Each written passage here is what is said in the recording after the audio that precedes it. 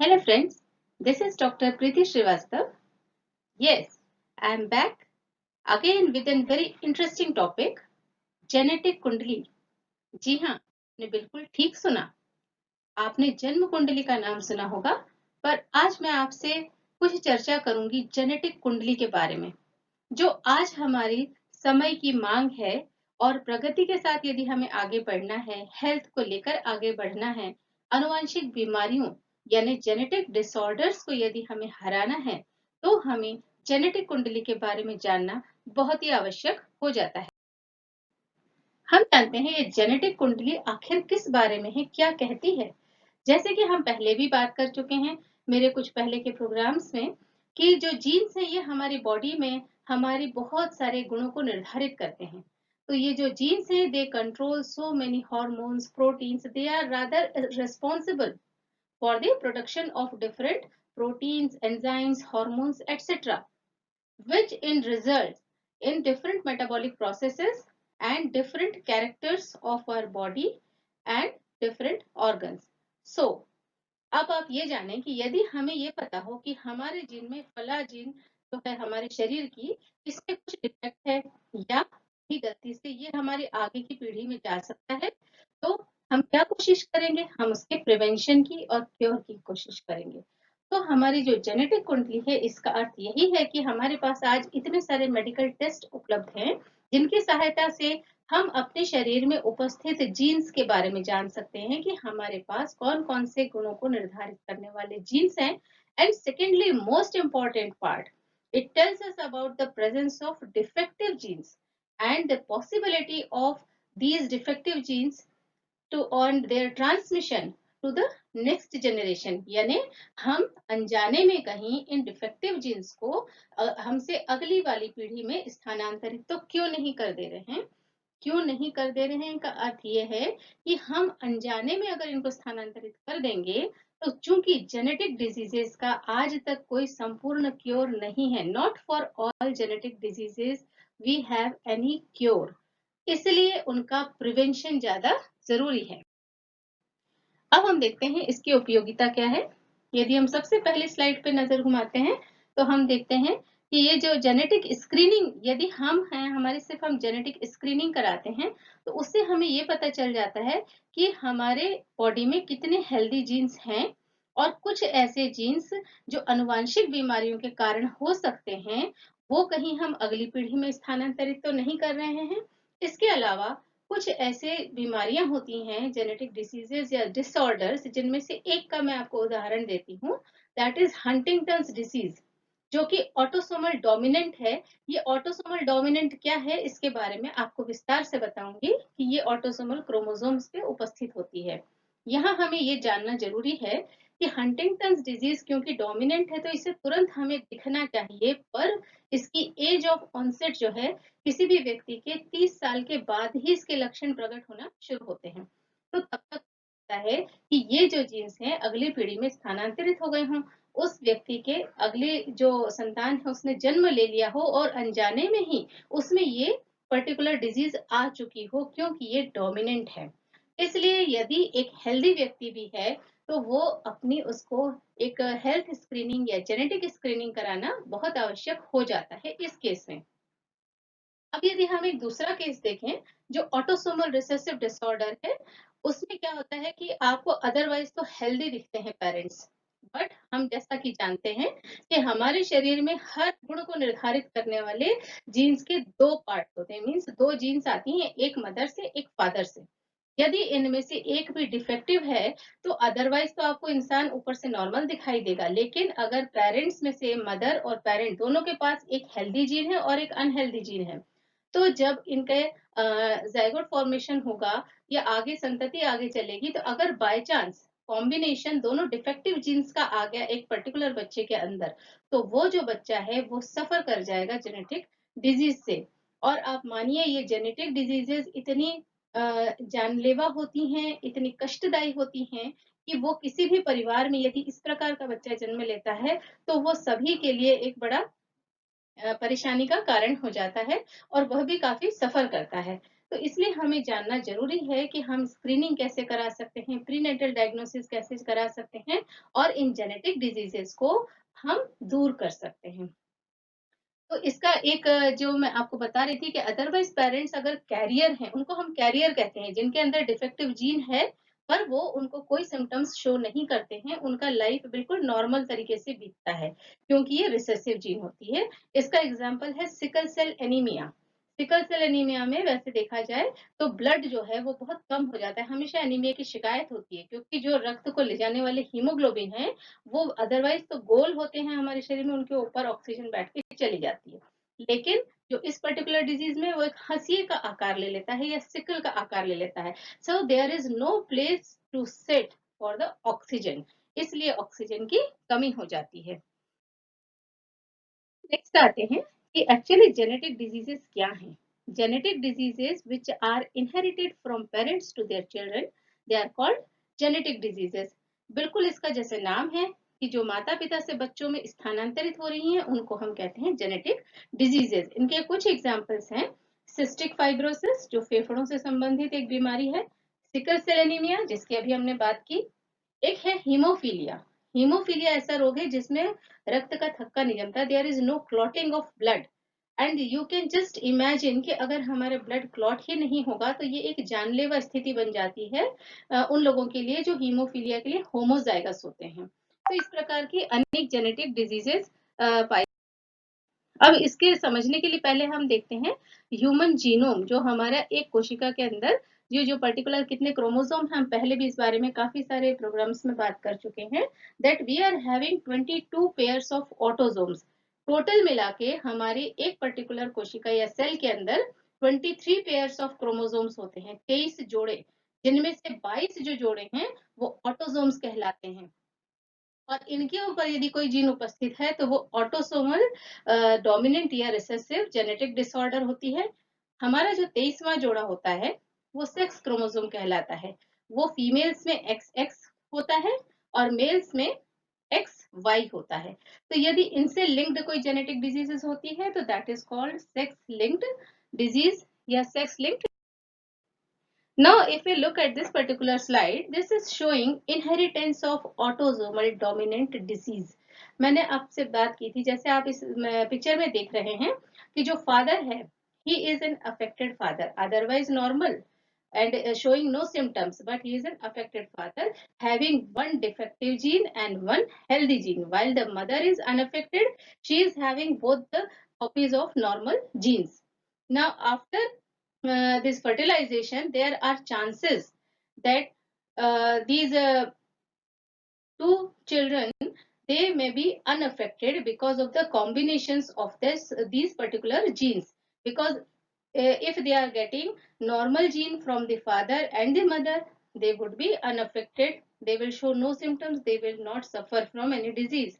But if father is contributing his abnormal gene to any of the children, so that particular child will get affected and he would be means showing the symptoms of disease.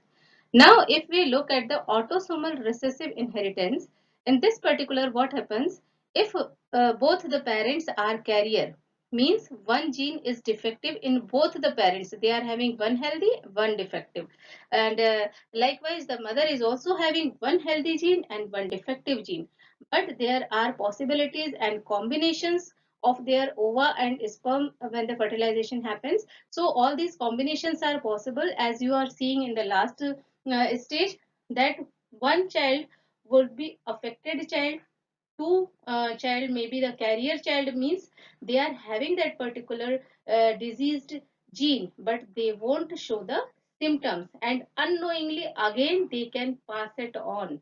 If their partner would be like them, the carrier, then they would pass it on to the next generation. So here the screening is very important. Nowadays government has taken very major steps to stop thalassaemia. Thalassaemia भी इसी प्रकार का एक रोग है कि जो ये ऑटोसोमल रिसेसिव इनहेरिटेंस जिसमें होती है। और थैलेसीमिया में जो थैलेसीमिया मेजर के जो पेशेंट्स या बच्चे होते हैं, ज्यादातर देखा गया है तो उनके पेरेंट्स जरूर दोनों कैरियर होते हैं। इसलिए बिफोर मैरिज या before parenting the parents should get check, the would be parents should get checked for their genes or the genotype. Now we can categorize these genetic disorders into three main categories. One is the chromosomal disorder, जिसमें पूरा के पूरा chromosome जो है वो प्रभावित होता है. Second one is the single gene disorder, जिसमें सिंगल एक पर्टिकुलर जीन, छोटा सा सेगमेंट डीएनए का, वो इसमें म्यूटेट हो जाता है या प्रभावित हो जाता है. And third one is the multifactorial disorder, इसमें जीन्स के अलावा एनवायरमेंट और दूसरे फैक्टर्स भी इसके लिए उत्तरदायी माने जाते हैं. तो अगर हम सबसे पहले क्रोमोसोमल डिसऑर्डर की, तो यहाँ आपको एक स्लाइड शो हो रही है. ये डाउन सिंड्रोम का कैरियोटाइप है. हमारी बॉडी में जहां आप नीचे देख रहे हैं रेड कलर से दिखाई दे रहा है कि जो 21 नंबर का जो क्रोमोसोम है, जो कि डबल होना चाहिए, मींस सिर्फ 2 क्रोमोसोम होने चाहिए, उसकी जगह 3 क्रोमोसोम है, इसीलिए हम इसे ट्राइसोमी 21 भी कहते हैं. अब यहाँ पूरा का पूरा एक क्रोमोसोम जो है वो डुप्लीकेट, मतलब 3 बार वहां पर प्रेजेंट है. तो ये जो क्रोमोसोमल डिसऑर्डर्स हैं, दे आर लार्ज स्केल ऑल्टरेशंस और म्यूटेशंस, एंड इनका जो क्रोमोसोम का स्ट्रक्चर है इसमें चेंजेस हो सकते हैं, जिनको हम डुप्लीकेशन या डिलीशन कहते हैं. और यदि क्रोमोसोम के नंबर में चेंज आ जाता है, मतलब एक कम या ज्यादा क्रोमोसोम हो गया है 2 से, तो वो उसके अंतर्गत जैसे आते हैं ट्राइसोमी 21, जिसकी स्लाइड हम देख रहे हैं. इसी तरह से ट्राइसोमी 18 होता है, जिसमें 18 नंबर का जो क्रोमोसोम है वो 2 बार प्रेजेंट होने की जगह 3 बार प्रेजेंट हो जाता है, एक एक्स्ट्रा कॉपी हो जाती है. और एक और होती है टर्नर सिंड्रोम जिसे कहते हैं.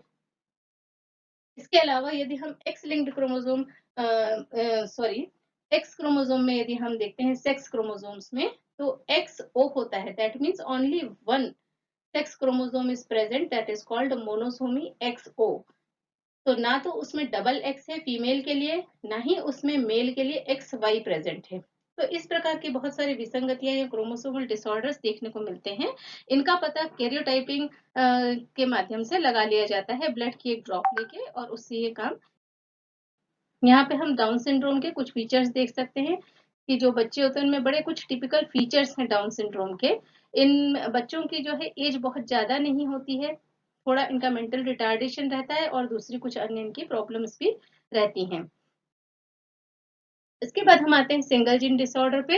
ये स्मॉल स्केल ऑल्टरेशंस या म्यूटेशंस होते हैं. इसमें सिंगल एक न्यूक्लियोटाइड जो है, एक पर्टिकुलर न्यूक्लियोटाइड, जैसा कि आप इसमें लेफ्ट हैंड साइड पे एक जो चित्र बना है इसमें आप देखिए, नॉर्मल जो है इसमें आप देख रहे हैं कि ये नॉर्मल जो प्रोटीन है ये दिस इज ग्लूटेन. जबकि एक सिंगल जीन अगर चेंज हो जाता है या इसमें म्यूटेशन हो जाता है, तो ये जो न्यूक्लियोटाइड सीक्वेंस चेंज होती है जो कि एक अमाइनो एसिड को बनाती है, वो तुरंत दूसरे म्यूटेटेड प्रोटीन या अमाइनो एसिड को बनाने लगती है. दैट मीन्स ग्लूटेन जो बन रहा था वो ग्लूटामाइन जो है वेलिनिन के द्वारा प्रतिस्थापित हो जाता है या चेंज हो जाता है. तो सिर्फ एक जीन के चेंज होने से ही वो जो है आपका बनने वाला रिजल्ट जो है प्रोटीन है या अमाइनो एसिड है, वो तुरंत ही दूसरा बनने लगता है, और उसकी वजह से सारी प्रक्रिया अंदर की गड़बड़ा जाती है. तो ये जो सिंगल जीन डिसऑर्डर है, ये सिकल सेल एनीमिया का यहाँ पर आपको उदाहरण दे रहा है, जो कि ऑटोसोमल. अच्छा, ये जो है आपके सिंगल जीन डिसऑर्डर्स, ये क्लासिकल मेंडेलियन रूल्स को फॉलो करते हैं. They may be autosomal recessive, that means ये आपकी जो 22 पेयर है क्रोमोसोम के, उसमें किसी पर भी उपस्थित हो सकते हैं. रिसेसिव का मतलब है कि अगर एक डिफेक्टिव जीन है और एक हेल्दी है, तो जो पर्सन होगा वो सिर्फ कैरियर होगा, वो किसी भी अपनी एबनॉर्मेलिटी को प्रेजेंट नहीं करेगा. दूसरी ओर अगर ये ऑटोसोमल डोमिनेंट होते हैं, इसका अर्थ होता है कि ये 22 जो हमारे हैं 22 पेयर्स ऑटोसोम्स के, उनमें किसी पर भी उपस्थित हो सकता है. But if it is dominant mutation, तो वो चाहे भले ही एक कॉपी में मौजूद होगा और दूसरी हेल्दी कॉपी भी होगी, तो भी तुरंत अपने आप को प्रेजेंट रिप्रेजेंट वहां पर करेगा. और ज्यादातर इस प्रकार के जो होते हैं ऑटोसोमल डोमिनेंट जो डिसऑर्डर्स हैं, ज्यादातर हमारे जीन पूल से निकल जाते हैं, वो रहते नहीं हैं. उसके अलावा ये सेक्स लिंक्ड भी हो सकते हैं, दैट मीन्स आपके एक्स या वाई क्रोमोसोम के ऊपर भी उपस्थित हो सकते हैं इस प्रकार के सिंगल जीन डिसऑर्डर्स. ये सिकल सेल एनीमिया का एक पिक्चर है जिसमें आप देख सकते हैं कि अदरवाइज जो हमारी रेड ब्लड सेल्स हैं वो ओवल शेप में या सर्कुलर आप कह सकते हैं, गोल होती हैं एक तरीके से। लेकिन जब ये सिकल सेल एनीमिया प्रेजेंट होता है, इस प्रकार का डिसऑर्डर, तो ये जो है हंसिए के शेप में सिकल शेप हो जाती हैं और वो ऑक्सीजन को अपने ऊपर लेके कैरी नहीं कर सकती हैं। दैट इज वाई जो होता है ऑक्सीजन कैरिंग कैपेसिटी उस पर्सन की कम हो जाती है और वो हमेशा ही एनीमिक भी होता है और उसके पास ज्यादा काम करने में वो थक जाता है, हाँफ जाता है। अब हम लास्ट देखते हैं मल्टीफैक्टोरियल जेनेटिक डिसऑर्डर्स। इनमें जो होता है जीन्स और एनवायरनमेंट दोनों का रोल होता है एंड कई बार एक एपिजेनेटिक इफेक्ट होता है, वो भी इसके लिए उत्तरदायी माना गया है। ये मेंडेलियन जेनेटिक्स को फॉलो नहीं करते हैं। ये जो इस प्रकार के मल्टीफैक्टोरियल जेनेटिक डिसऑर्डर हैं, इनमें एक जेनेटिक कंपोनेंट तो जरूर होता है, लेकिन साथ ही ये है कि जो आपके एनवायरनमेंट है या आपकी लाइफ स्टाइल है, हैबिट्स हैं, उनके द्वारा आप इन पर्टिकुलर डिजीजेस को, बीमारियों को, इनकी एज ऑफ ऑनसेट को आप स्ट्रेच कर सकते हैं। यदि आप उनके एनवायरनमेंट तुरंत देंगे जिसमें ग्रो हो जाएंगे, तो जीन्स स्विच ऑन हो जाएंगे। जीन्स आर देयर, बट उनका switch on switch off mechanism environment पे डिपेंड करता है। इनके कुछ एग्जांपल्स हैं diabetes, lupus, obesity, breast cancer, etcetera. So friends, आज के लिए इतना। मैं यही कहना चाहूंगी कि इन जेनेटिक डिजीजेस की रोकथाम के लिए, इनके प्रिवेंशन और क्योर के लिए जो हम कर सकते हैं, वो सबसे बड़ी चीज है screening and diagnosis before marriage, before becoming a parent. That is very essential. Go for the genetic kundali matching instead of janma kundali matching, or both can be done, but genetic kundali matching is very very essential, as there is no cure for most of the genetic diseases. So prevention is the best option. In some cases like thalassemia, bone marrow transplantation is there, it is successful. And of course gene therapy is also playing its role in some of the diseases, but still it is in experimental stage. So genetic screening and matching of these reports before marriage must be a part of social and cultural values, so as to minimize the risk of genetic disorders. ये आज जो मैं आपसे बात कर रही हूँ, ये मैं आज से, जब मैंने अपना एमएससी कंप्लीट किया था जेनेटिक्स में, एंड उसके बाद जब मैंने पीएचडी किया, तब से मैं बहुत स्ट्रांगली इस चीज को रिकमेंड कर रही हूँ। एंड जो फर्स्ट टाइम मेरे इंटरव्यू में सिलेक्शन हुआ था as scientist just after completing PhD, तो वहां भी उन लोगों ने इस पर्टिकुलर इंटरव्यू में मैंने ये चीज बड़े अपने स्ट्रांगली कही थी कि now days this is the requirement of our society, and this must be done to match the genetic kundali before getting married. So वो बड़ा सब लोगों ने अप्रिशिएट किया था, and till date I am saying it again and again in each of my classes of biotechnology, of genetics and whatever. So kindly इस पे ध्यान दीजिए और इसे अपने जीवन में उतारिए। धन्यवाद। Thank you. Bye bye.